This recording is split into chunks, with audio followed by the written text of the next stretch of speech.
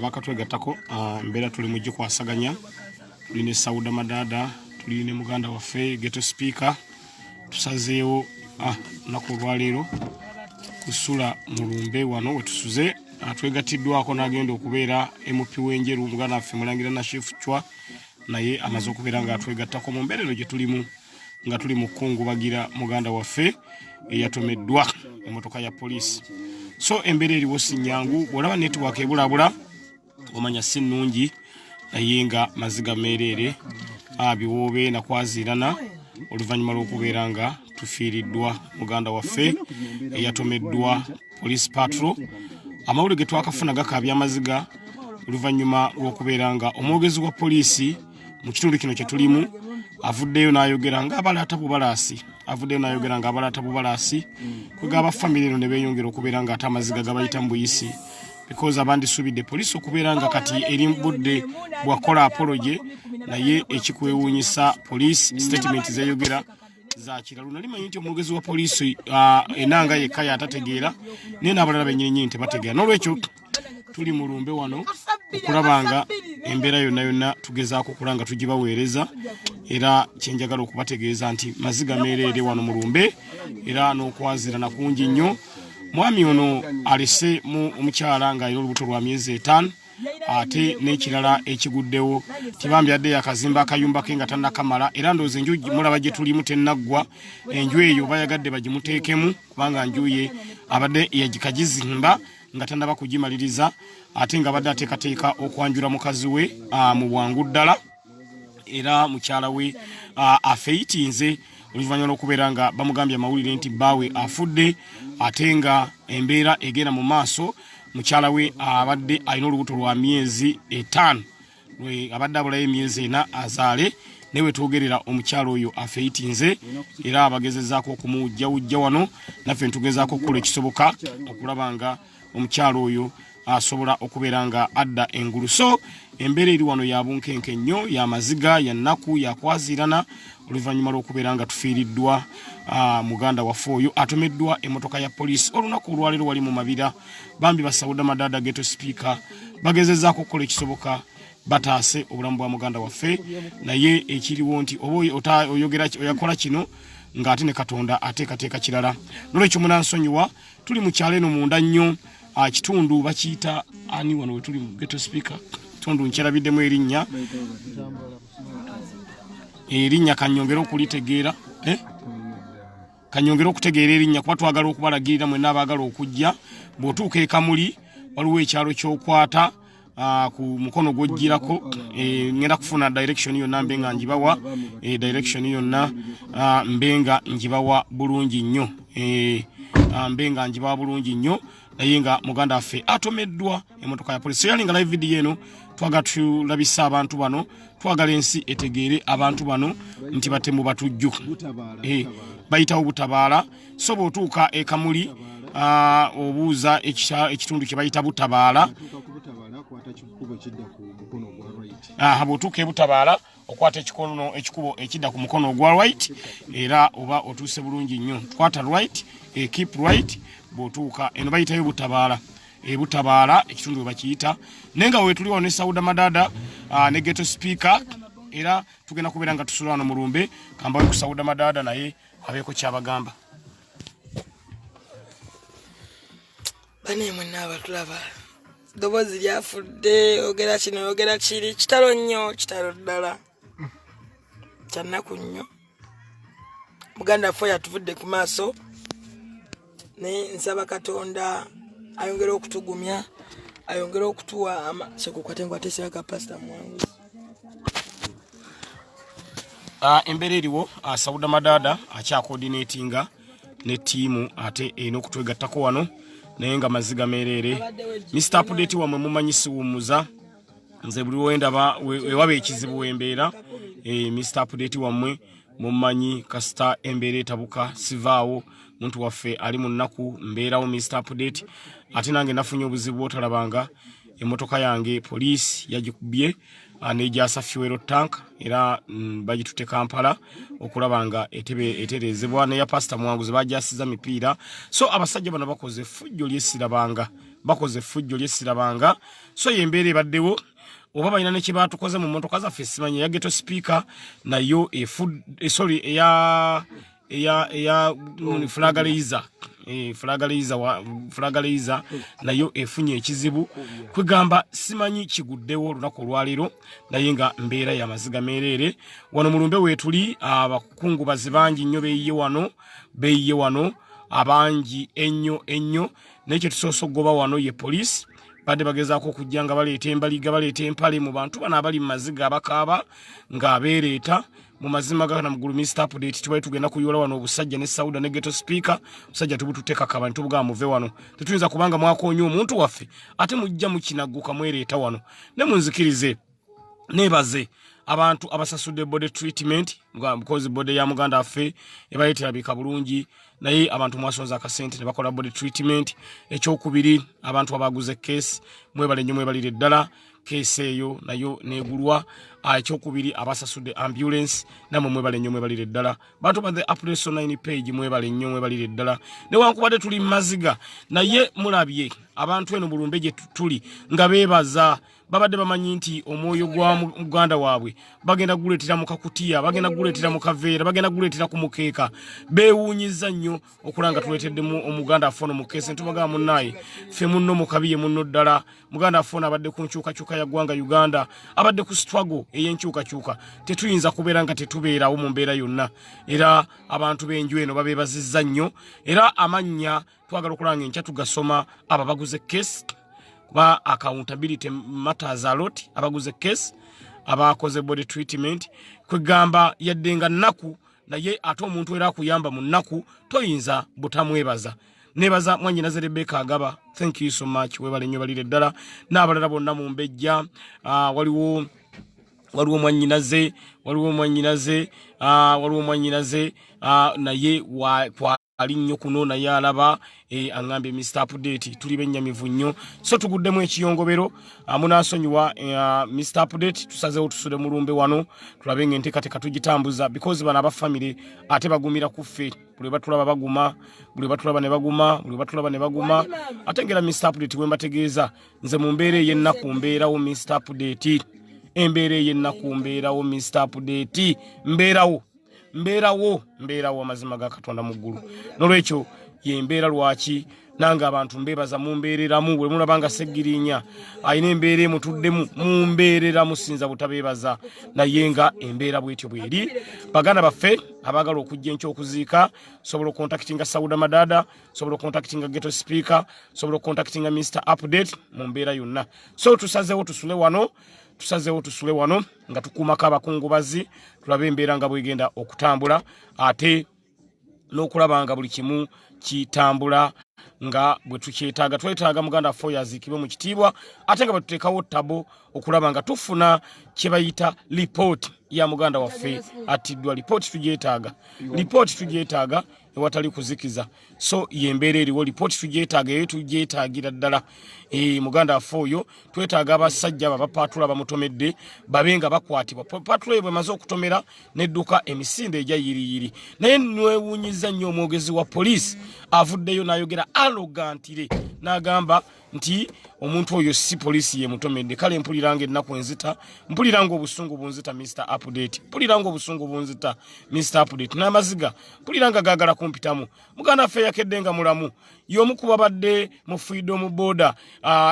kugundi ku ttabi ery'ejjinja abadde mu freedom border ku ttabi ery'ejjinja mpuliranga ennaku enzita mpuliranga obusungu bunzita bwe tubanga tufiiriddwa muganda waffe bw'atyo mu nfa ey'ekiragajjavu eri poliisi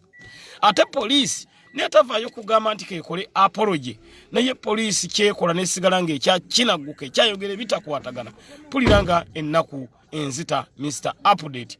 mpuliranga ennaku enzita naye tujja kubeerawo wano katusole wano mu Lumbe tubakwatizeeko tulabe ng'embeera yonna etambula naye kyendabye bambi emmere ey'okulya wano mu Lumbe yeerabika tebayina n'obuugi tebayina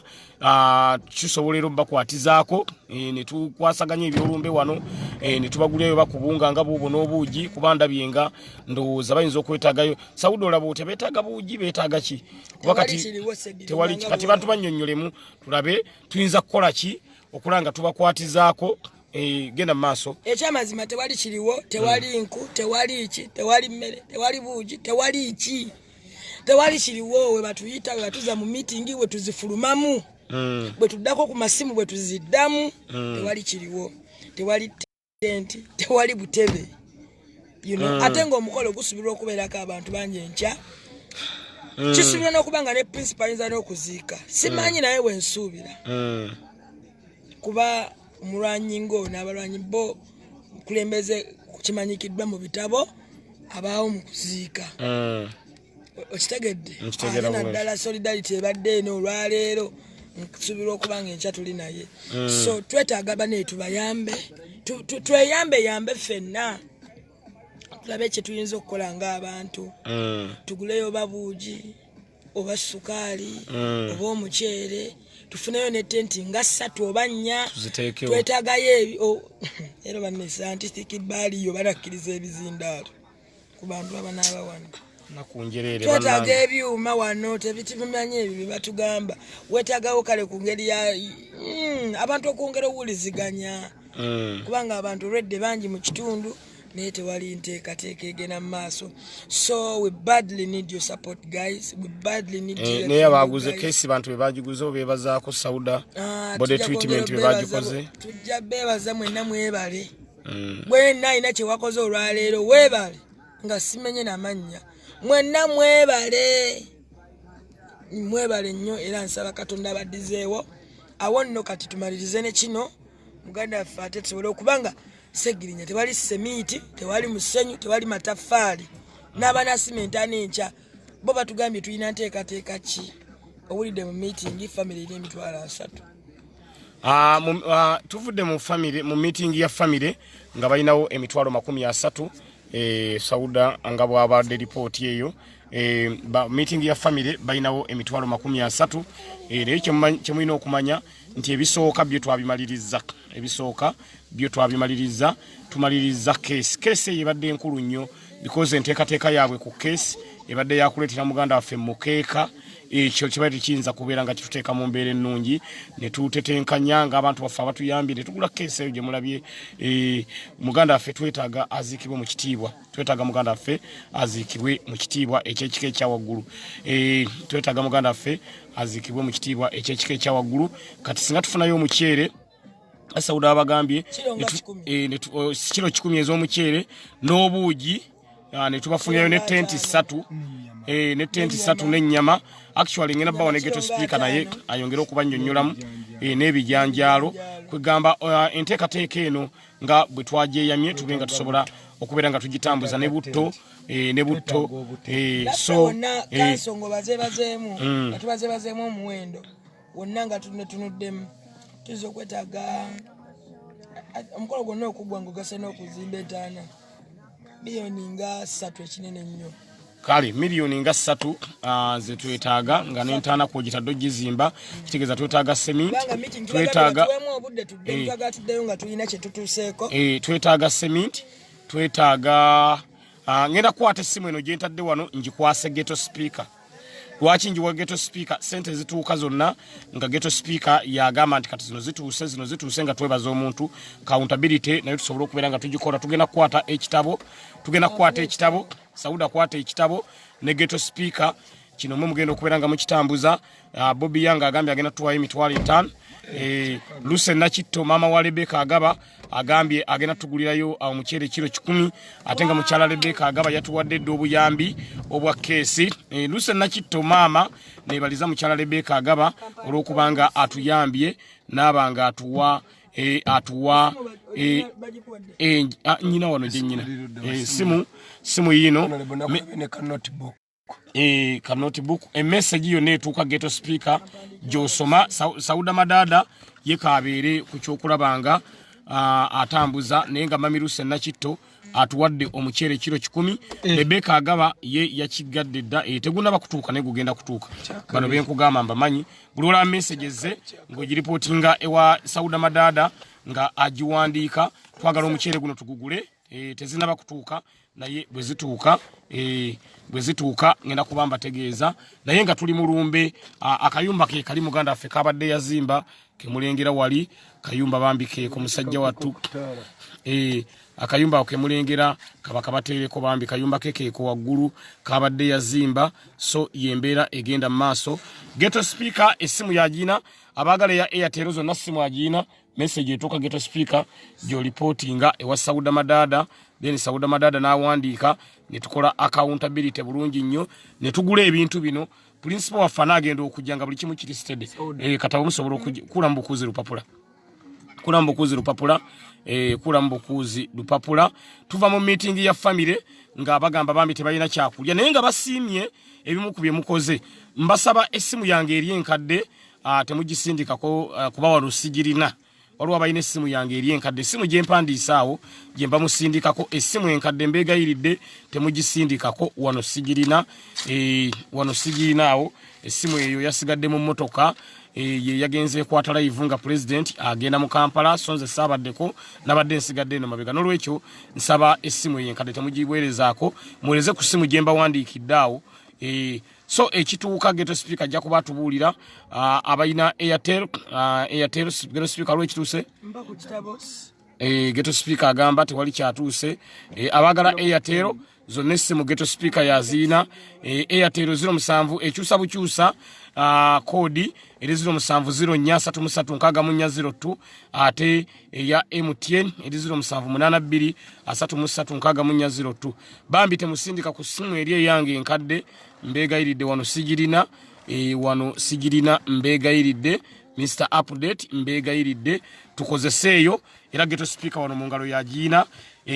so ekituuka kyeyebaza naye nga mami Ruse agambye ngenda baweerezaayo omuceere kiro 10 Mwanyina Rebecca agaba gwe tukwebaza obakabo bwatuuse watukwatizaako ku case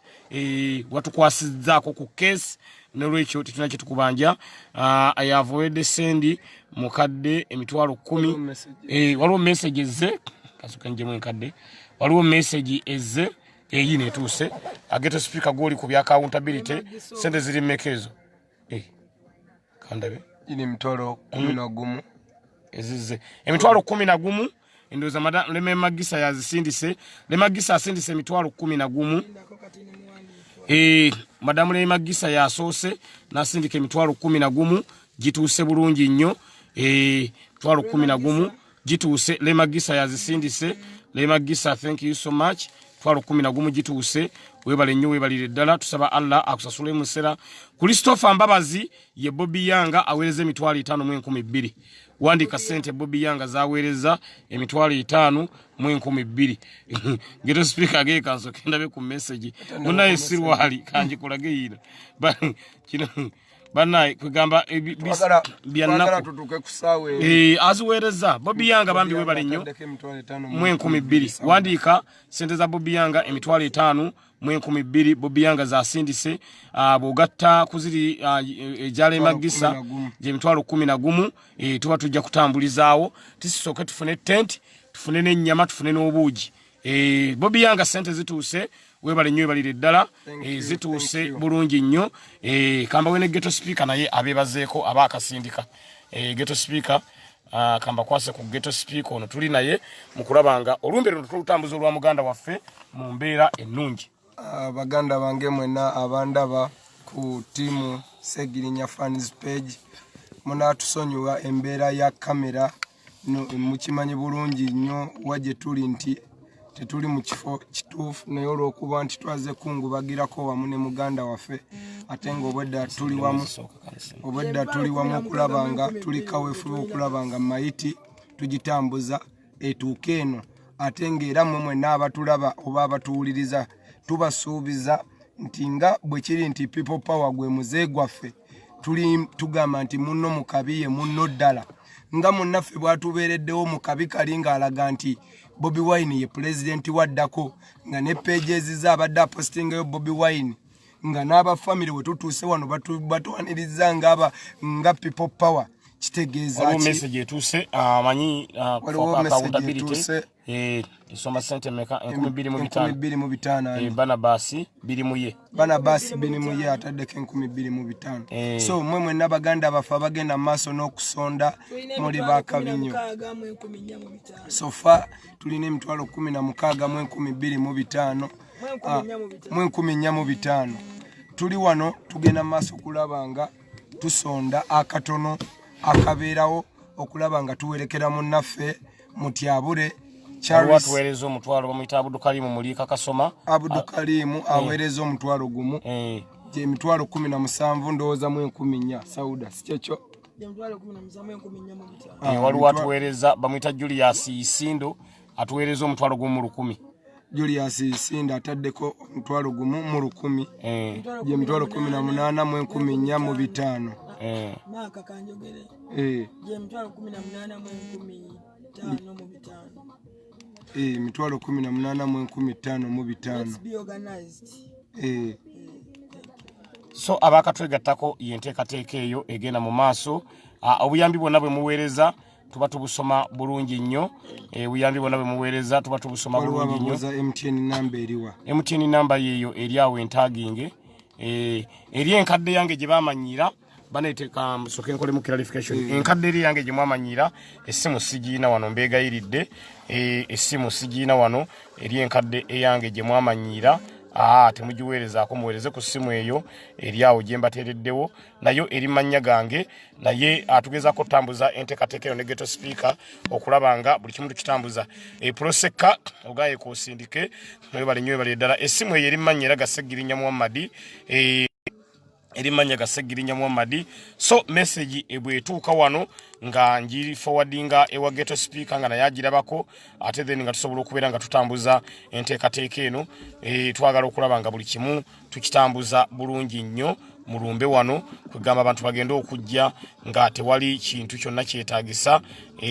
so ebyaffe ffe tukwatiza wamu nga people power bambi omuvubuka ono abadde waffe nnyo bambi omuvubuka ono ekyamazima abadde munna people power ddala naye poliisi etomedde muganda waffe oyo era tujja kulwana okulaba nga tufuna obwenkanya so twagala okulaba ng'Olumbe tulumaliriza bulungi nnyo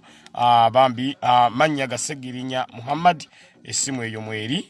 mannya Gaseggirinya Muhammad naye nga Bobi Yanga tukwebaza Bobi Yanga bambi aweereza emitwalo 5,200 Bobi Yanga tusaba Allah akusasule musera essente z'oweereza Bobi Yanga zituuse bulungi nnyo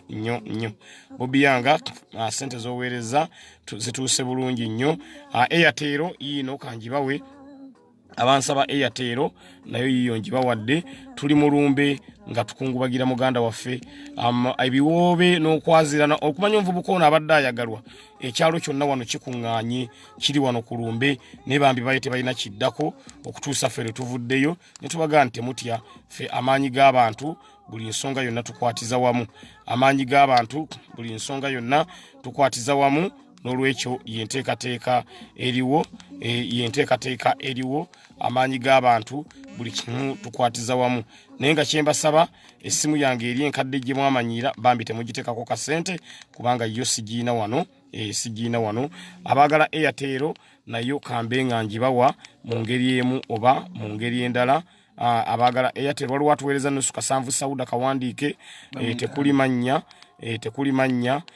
lwaki tuwandika sente zino for accountability purposes tuwandika sente zino for accountability purposes abaagala Airtel eri walidi eyannya 336402 ndowooza twandifunyeyo n'atandika okwogera ne bali waba wasobola oleeta tent zone zijja ekiro kino Bobi Yanga atwongedde emitwalo 6 Bobi Yanga atwongedde emitwalo 6 era gituuse najyo giwandiike Bobi Yanga atwongedde emitwalo 6 Bobi Yanga bambi ono abadde mulwanyi wennyo atwongedde emitwalo 6 Bobi Yanga bambi sente zituuse webale nnyo webalire ddala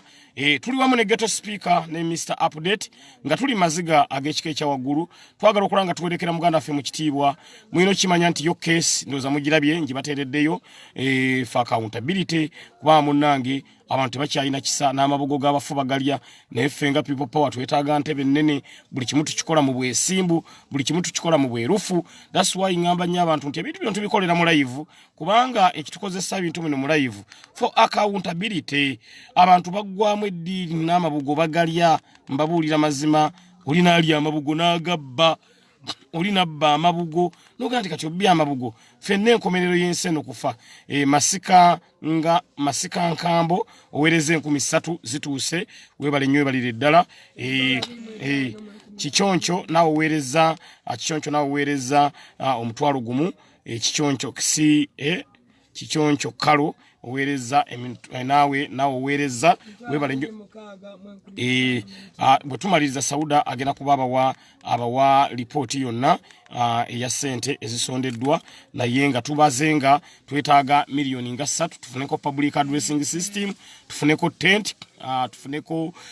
enva tufuneko n'emmere n'obuwunga. Abali ku kyoto wali bw'otuukawo ekyoto kyerere tewali kiriwo. Ekyoto kyerere tewali kiriwo bali ku kyoto awo naye nga kyerere tewali kiriwo. Twagala okulanga ekyoto ekyo kigenda kentamu y'obuwunga ate bwentamu y'obuwunga bwerumako tufuneyo n'akasawo ka sukaali kabeerewo kwegamba abafamire embeera gye batulaze nga twakatuuka yeewuunyisizza nnyo. Asani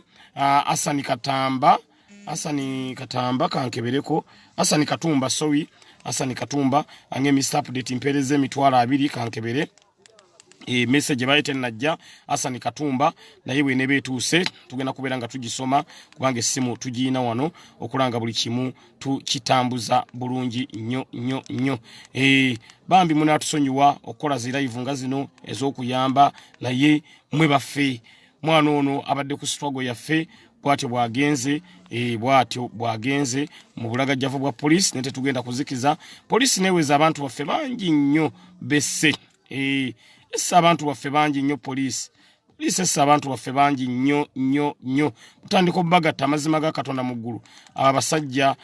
simanyi na kumanya naye Katonda ono atali yanguzi ajja kumala asasula abasajja abo. Katonda ono atali yanguzi. Katonda wa people power teyebaka.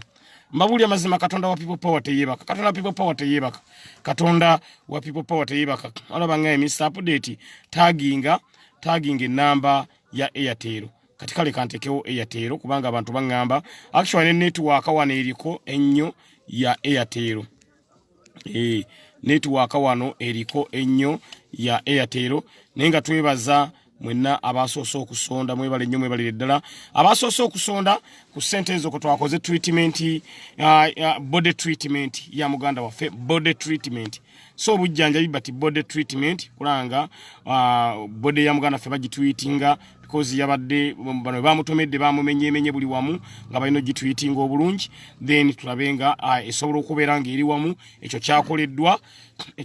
era ndowooza ebifaananyi mu birabye ekyo kyakoleddwa era ndowooza ebifaananyi mu birabye then ane tugulako case era case mugirabye ndowooza case mugirabye nga talina mutawaana era mwanyinaze Rebecca Agaba ya contributing nze ku case eyo kinene nnyo then tutakoma okwo ne tukolaki ne tufunako ne transport atambuza abafamile okuva wali ku ddwaliro ate kwe tufunye ne ambulance erese muganda waffe. So bwe kitambudde abafamile twabagambye bo batukabiridde dda tetunake tulina etubagamba mukireke amaanyi g'abantu message tenajja Sauda era singa nagirabye dda singa nakugambye dda w'emitwalo 2 message sinaba kugiraba naye bwetuuka zimanyi oluusi okulwawo message zimanyi oluusi okulwawo ne bwe zituuka ngenda kuba nkutegeeza ebyange Mr. Update mubimanyi enkola yaffe mugimanyi eya accountability lwekyo yembeera egenda bwetyo mwe abakatwegattako wano ku the updates online page. Aliyeti Nalubega agambye agenda kusindikira euro 3 bwe zituuka ngenda kuba nkwebaza waliwo bange Mr. Update put both numbers kale enamba zonna 2 kanzi baterewo eya Walidi neya MTN Walidi ne MTN Walidi ne MTN nga tuli wano mu Lumbe lwa muganda waffe eyatomeddwa police kabangali ya police nga omuntu muwagizi wa honorable Kyagulanyi taina tabu yonna taina gwayombye naye taina gwakoze eki omwana muwagizi wa president wa Uganda ddako ne mazima ga Katonda mugulu abasajja carelessly stupid emonsonyi wewe Sauda no nawe Sauda gwe nyingiddemu mbadde ngezaako okulaba mayinge na kyusaamu kati Sauda ono aleka ayagala nnyo oli ebintu nga bya Luganda byokangenda kati kozesa Luzungu kubanga Luganda ngena nduvaako nolwekyo yembeera bwetyo bweri nti carelessly emotoka ya police netomera muganda waffe era muganda waffe nabanga bwatyo asize omukagwe ogw'enkomerero square ten fair nite tujja kuzikiza tujja sigalanga tulwanyisa government ya Mwai Museveni paka nga tujijireko muganda affe oyo atomeddwa bema ku bantu betugenda okwambaza emidali singa Honorable Robert Kyagulanyi Ssentamu akwata entebe yoba president w'eggwanga Uganda ewatali kuzikiza olwange empereza emitwalo 10 simanyi simba siziraba wano owereza ku namba kyo owereza ku MTN network endaga no service network endaga no service naye bubango zisindise tujja kuba tuziraba so aba Airtel ndoza mumba muwereza kubanga MTN wanebuseeko eraga no service naira bwe zinaba zije tujja kuba tuziraba Gilbert Magobo ngambye avu sent my contribution abawereza ku MTN eyo tewali tabu tunafune wali network walungi tugenda kuba tuziraba na Yesu fa wano tosobola kubeera ngo okebera twagala okulabanga line za MTN zawo seko mulangira baba togenda nkwetaaga kai ngenda kusula mbadde mayoge mbali tunkoze bubi ngenda kuvana ku macha genda ku meeting abuchifu so embere eri bwetyo mulangira na chifu chwa naye atwegaseeko mulangira na chifu chwa yomu ku basajja bana people power iranga ali side eri ezenjeru abantu beyo mulangira na chifu chwa naye atwegaseeko naye yazze kulanga atukwatizaako okulanga tutambuza ebintu because twagala ogenda okulanga tugula ebintu bino naye problem weri wakyali wedduuka erigwenza tunakeera bikeere ndowooza tunakeera bikeere ku makya naye nga MTN wano yekyanze eraga emergency call only yiyo kanjibalage naye bwe zinaba sente ze musindise ku MTN nga tufunye wali network tujja kuba tusobola okubeera nga tuzijjako naye sofa Airtel kati gyosobola okukozesa because Airtel yo zituukirawo ye Airtel network yokka eriwo Airtel ye network yokka eriwo olwekyo aba MTN musoke mulindeko kubanga yo tetuukirawo MTN yo tetuukirawo naye nga ndoza atabasinga ku musindise kubasalabawo kati message ejja naye nga abasinga yembeera egenda bwetyo gye twagala okubeeranga tubategeeza wano mu Lumbe lwa muganda waffe eyattiddwa gabangali ya police ate kabangali ya police arrogantire tebalina kye bakozeewo kibalina kye bakozeewo okulabanga embeera etambula Alex kwagala ogambe nawe osindise naye MTN mumanye nti evuddeko naye bwenebezeeko ndaba yine ezemu newanika kandabe message manyi zigenda kuba zituuka naye nga Bobi yanga tukoyanza senezo zatuuse masimbuko wawereze 13 twaziwandiise dda Suzi Angel ongambye nawe weereza emitwalo 27 ndowooza weereza ku MTN message ekyekutte naye nga for accountability zonna tugenda zigatta wano ne tiimu gyendi naye wano era tubategeeze kiki ekiriwo so MTN eri on and off the best way is to use Airtel doza kyekijja okubeera nga kituyamba kyekijja okubeera nga kituyamba mu ngeri emu oba mu ngeri endala because MTN ayituna soka genda wali network netubanga tusobola okubeera nga tulaba ekigenda maaso naye mu kiseera kino kasoke mbatwaleko wali eri abakungubazi mulabe ate embeera eriwo kabatwaleko eri abakungubazi mulabe embeera eriwo naye nga Suzi Angel gwe nkumanya oli mu ensimbu oboga enti osindise era ziba zazedda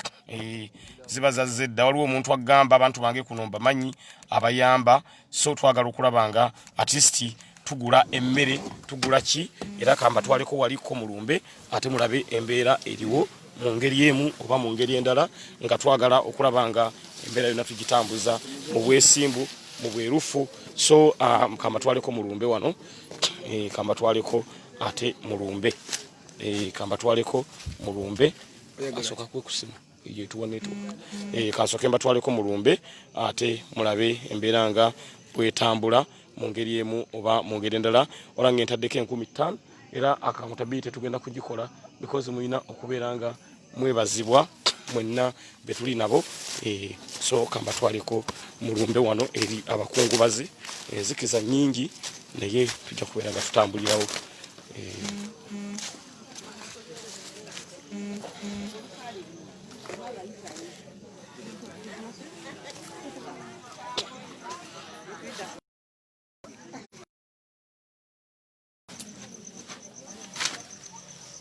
muganda waffe yono agwe mulaba ono ye muganda waffe eno yenju ye bambi abaleta nagimaliriza nga twebaza mwenna abatukontributingiddeko okugula keesi eno eri muganda waffe tulabe nga tumuziika mu kitiibwa kyetugenda okuzzaako kwe kuleeta tent tuleete n'emmere tulabe nga ebintu byonna bisobola okutambula obulungi so kati kyetugenda okuzzaako kwe kulaba nga tunonayo ensawo z'omuceere 10 abantu babenga basobola okubeera nga bafuna ekyokulya mu Lumbe wano mu ngeri emu oba endala tuyinza okufuna omuceere ekiro kino oba obuwunga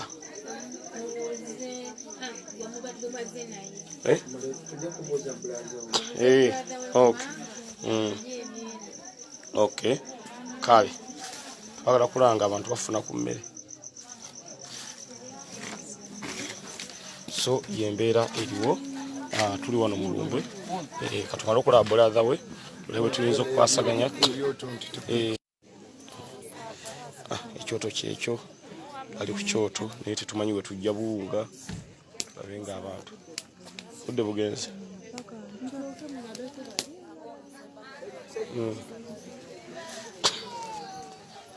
blaza sokoja waliwo ayina ajja tuwa obuwunga wadda tulinayo anti bange waliwo nalina obuwunga ani alina obuwunga ejjangu twogere twetagayo tuwayo obuwunga kirala kiro gule obuwunga kiro obuwunga katwetaga butuyisa mu kiro tufuna obuwunga obw'ekiro n'omuceere nga kiro 10 n'ennyama ndowooza kati ketusipika asooka okukwasaganya labe byetaaga sente meka tuzimu wano ku ssimu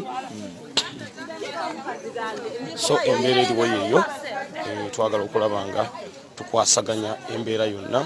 nga bwe mugirabye tukyali wano mu Lumbe okulaba nga tubaweereza buli kimu ekigenda mu maaso wano ku the updates online page kulaba nga tubaweereza buli kimu ekigenda mu maaso gundi evaavaako network evaava bagimpadde waliwo omusajja alina obuwunga ne sukaali kati kabanamuzaganye ne ghetto speaker tugende tubinone kiro kino ye alina edduuka kuba olengera ekyoto kyereere soka tubireete kitegedde so embeera eriwo yeeyo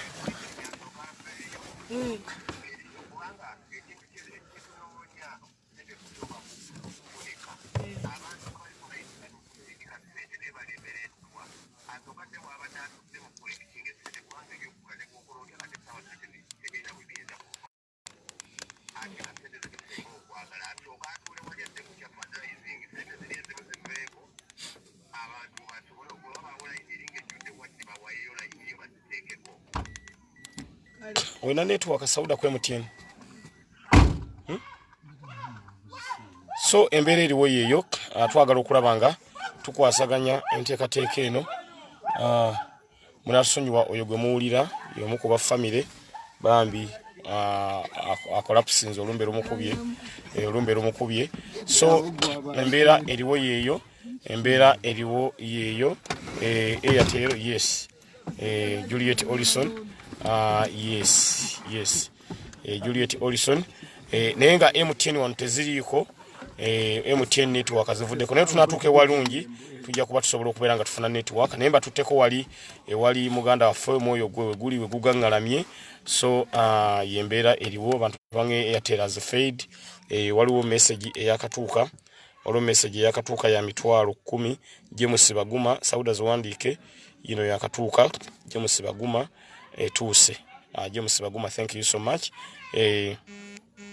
bantu bangambye Mr Update sinoko oveye eriso kumaliza kino so Sauda ziwandiise James Baguma zituuse eza James Baguma kati kamale okwasaganya mu ngeri emu bendala tulabe kuba twetaaga ebisookawo simanyi bageto speak obunga abutumiza kubanga ekyoto kyerere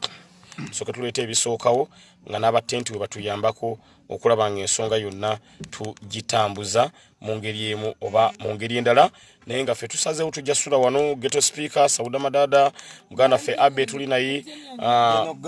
Geno Gaza naye waali Sauda na network MTN ya Sauda Madada ina network Sauda Madada katusomere MTN ye kuba byonna tukwatiza wamu Sauda Madada MTN ye liki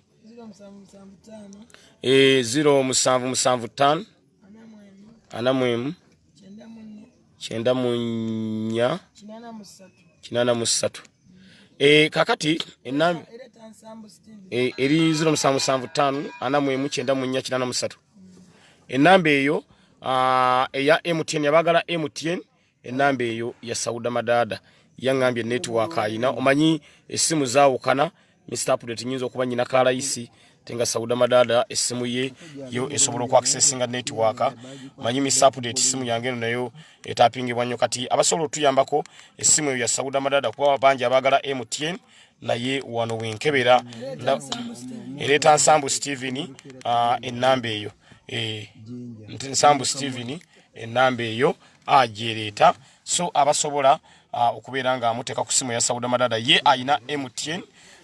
MTN yalina network nze network yange wano eganye network wange wano eganye nembe egayiridde esimu yange eri gye mumanyi enkadde esembya ya 5 sigirina wano mbegayiridde tukozese esimu eziri wano kati ngeyo ya Sauda jemba tagingidde era mbadde nsaba tugikozese tulabenga tusobola okubeera nga tutambuza naye nga geto speaker liri akwataganya ku kyabunga because abantu badde ku kyoto naye ng'olengera tewaliwo kanyoka bota bosi muliro of which fenga people power ate si enkola yaffe ku mulwanyi azze nga atambula naffe ku mulwanyi abadde ku tiimu ya Freedom Border eri best jinja nolwekyo ffe bwe tukola era tubagambye bambi beebaza naye nga nebyo beebaza olaba nga tebandisanye kwebaza because ba Freedom muntu mulamba ne beebaza ffe okubabeereramu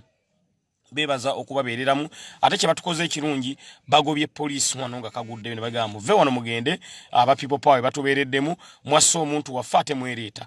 so bantu bano mbewunyiza nnyo weewunye no tuli mu kyalo nnyo ebyalo byomanyi nti enkoko zitakula ziziza maaso gye tuli naye kikwewunyisa amazima ga Katonda kikwewunyisa nti Sauda waliwo angambye akusindikidde confirm keberako bamuyita Deni Bula keberako bukabakaze kabenga katuuka kanji kwasaganya namba ya Sauda Madada owerezaako mmeka mwanyinaze agambye enamba eri manya ga Nsambu Steven ngabo njitaginzaawo proseko gambye you have sent osindise ku MTN eri gye nasoso okuwaayo nenze yange teyina network nebwe nafune wali network walungi manyi mwe nabasindise zijja kutuuka era tukole kye bayita accountability tukole kye bayita accountability kitu speaker agenda kulaba omulenzi obunga bwe kikola nnyo so geto speaker ye ali ku byabuwunga eri na mukyere na biki Sauda ajja kuba tubulira ekizze ffe enkola yaffe bwete webeera ya bwerufu nibwo asindika nga tusoma tezinaba kutuuka Sauda akebedde tezinaba naye nga MTN wano network nfu nnyo MTN network nfu nnyo tugula obuwunga bujje ne sukali n'omukyere bawe waba bina byonna alete kasawo balamwawo no balobunga ziri ku simu aje tuzimuwe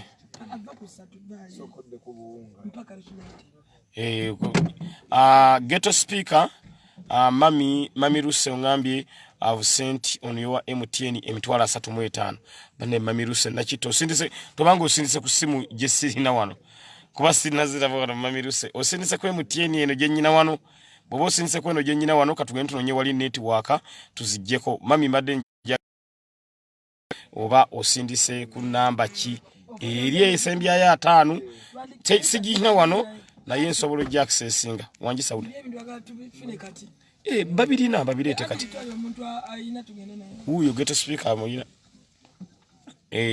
so Sala Kyagulanyi enamba ye ya Airtel Sala Kyagulanyi ne namba eyo erimanya ga Sauda Madada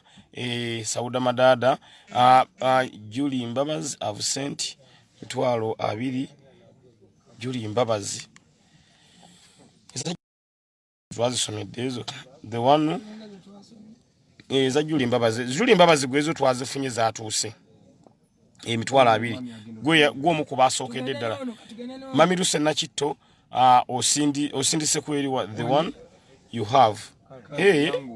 kankebereko mami Russe nakitto naye ha network katusononye wali network wano si walungi network yawo nfunyo waliwo timu endala etwegasseko kulanga tusulano mu Lumbe sinagimanya timu ki ne waliwo abakatuuka kati waliwo abakatuuka kati mami Russe nakitto katunonye wali network ya MTN tukebere naye mbadde abantu mbadivisinga okukozesa ya simu ya Sauda Madada because yo network yangamba alina yiyo ngitaginze Kayiru Moses enamba ya Sauda Madada ngitaginze naye alayika talina kiyafunye Abdallah Lukwago give me Sauda Madada's WhatsApp number. Eno iri ku WhatsApp Sauda? Namba era iri ku WhatsApp. Namba eyo era iri ku WhatsApp. So twagala okulaba mu bweru fanga mugana ffe tumuwerekera mu kitiibwa. So kati tugenze kwasaganya wa buwunga bwo bujje n'omukyere gujje ne sukali yajje. Ne sukali yajje. Waliwo abagala Airtel Princess Kasha Airtel yino 0704 333 network account ya MTN era gitukozesa wano ku live oba gitukozesa okulaba Sauda olwanga yakusindikidde yula 2 ne Sauda ndoza ne network ya mutabuseeko wano kubaga ndize yange yine igamba emergency call ne yange ya MTN ya kati Airtel bane tukozese Airtel neera bwe tunatuuke wali network tujja zifuna Sauda bangambye bakuweerezaako Sauda agenda zifuna naye ze muweereza tuzigatte then tukole ekintu ekyawamu eya Sauda yo gyentaginze King Faizo put your line in Sauda's phone ngente nkuteeke simu yange mu Sauda's phone era neya Sauda era network emaze nevaako ku MTN so wano kye tuyina Airtel yokka tulina Airtel yokka MTN network zechanze eno gye tuli wala nnyo otuuka ekamuli n'okwata mu byalo so network eriyo emu yokka ya Airtel